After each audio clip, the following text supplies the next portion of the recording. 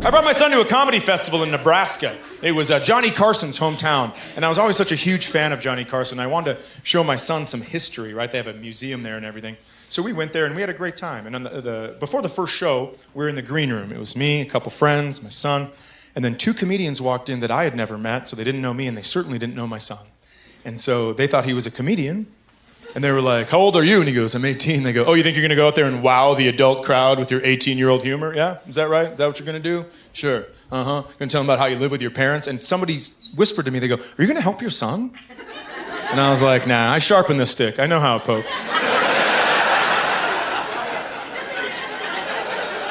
So the guy was just giving it to my son, and he's finally done, and my kid goes, yeah, thank you very much for that. I really appreciate the advice. Do you mind if I say something I like about your act? And the guy goes, go for it. He goes, I really like how you smile at the end of your jokes to let people know they're finished since the punchlines don't do the trick.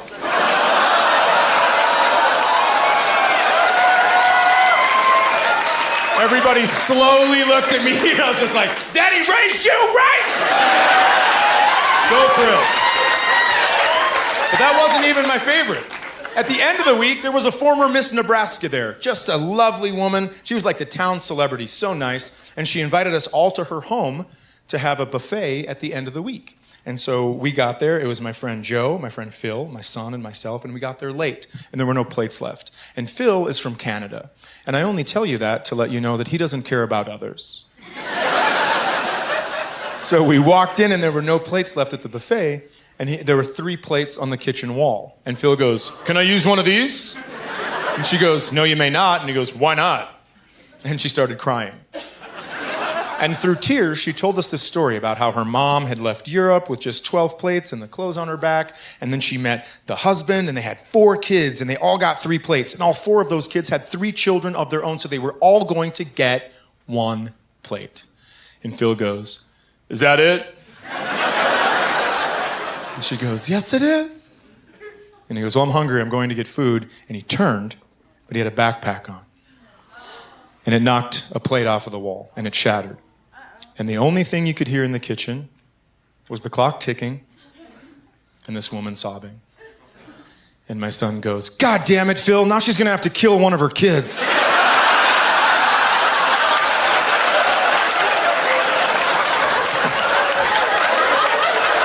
I mean, come on. This lady went from crying to laughing, and she goes, oh, I like you. And my son goes, enough to let me pick which kid? This dude's like a superhero who doesn't know how to use his powers yet. I'm flying. Is that a wall? Smash. As a man, when you're sitting on your own bed, looking at your own iPad, looking at your pictures, you never want this sentence to leave your mouth. I stop on a picture and I go, well, that's not my dick.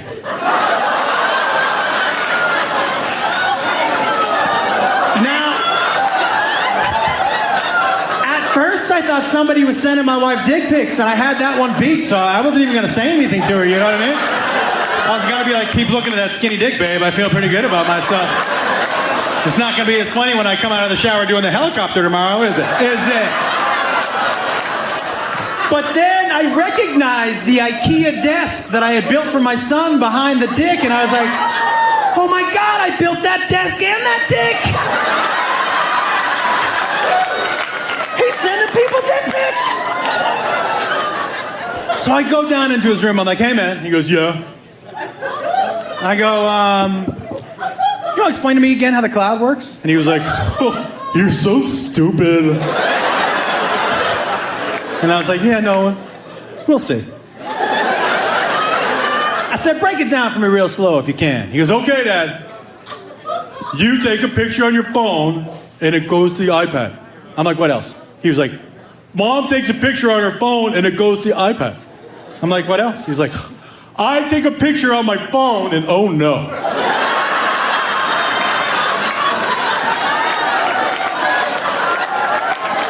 Growing up, my dad would get up every morning at 4 a.m. and take a bath. That's weird. That's really weird.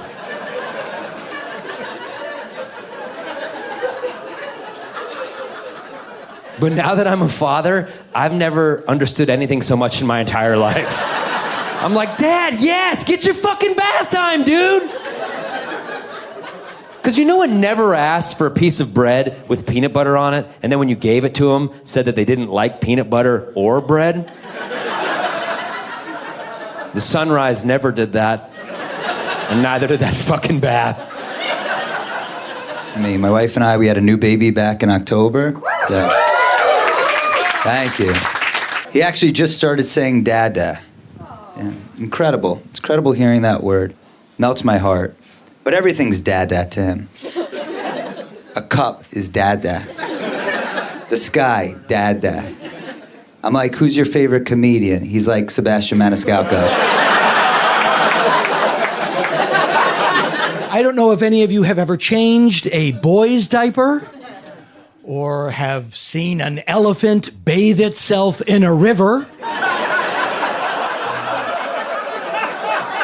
Same principle.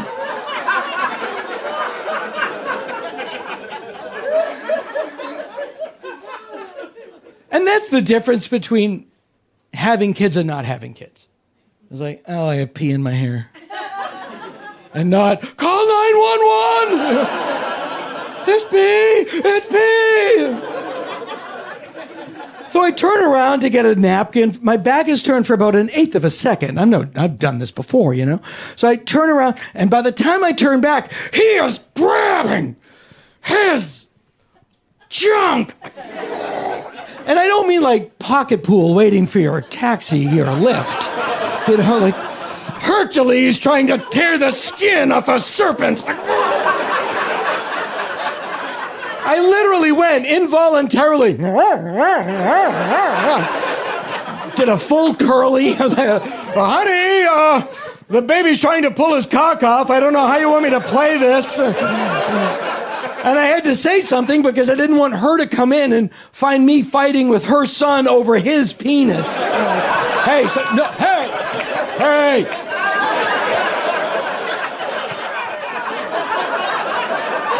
I can explain. He wanted to touch it. It's a good thing I was here.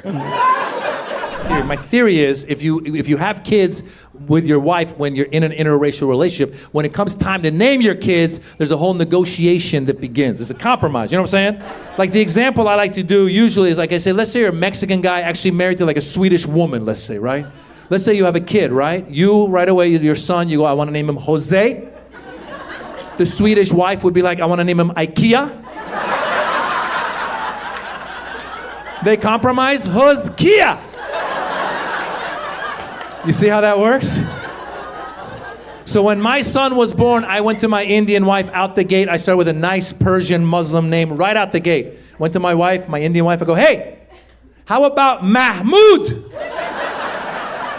That's strong, right? She came back, it was a negotiation. She comes back, she goes, how about go fuck yourself?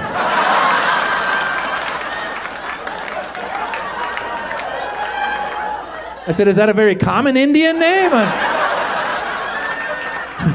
I go, would his nickname be Go Fuck or Yourself? What would... Then it was a negotiation. I went back. I go, how about Mohammed? She goes, asshole, I want him to travel. I go, oh, okay. Yeah, Mohammed's not a good name at the airport. That's not a good one. So then I found a nice neutral Persian name, Dara, D-A-R-A. Great name, right? Nobody knows what it is, right? But then she wanted to Indianize it, so she added a silent H after the D. So now it's spelled D-H-A-R-A. Looks Indian, is Iranian. You see? Right? She's happy, I'm happy. That's it. That's how the negotiation works. But my favorite thing is when we go to the parent-teacher conferences. Oh my God, white people. You guys are so nervous about messing up ethnic names. It's the most entertaining shit because his teachers don't know what to do with the silent H in Dara. And they don't want to mess it up. They don't want to offend us. So we walk in, I see his white teachers, they're sweating bullets. And they start saying his name, hoping that will help them out. They're like, you know, your son,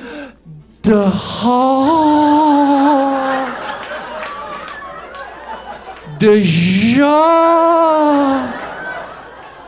The but there's no cha. Where'd you see the cha? The H is silent. White people, every time you see an H in a Muslim name, you start going, there's no cha. I told her, relax. I did the H for my Indian wife. I wanted Mohammed. She goes, you mean Mohammed? There's no cha. It's tough because when you have teenagers, you know that they get to a certain age and they start to think that they're cool and that you're not, which is a phenomenon because you raised them. You've known them their whole lives and you know they're not cool at all. And you know that you are, and yet you gotta listen to them like, oh, Dad, you're so out of it. Dad, you don't get it. Dad, you don't know how to download. It's like, hey, you don't know me, motherfucker. You don't know who I was. I used to be very cool. You know when I stopped being cool? When you two assholes were born. Before that, very cool. Way cooler than you will ever be. You know why you won't be as cool as I was?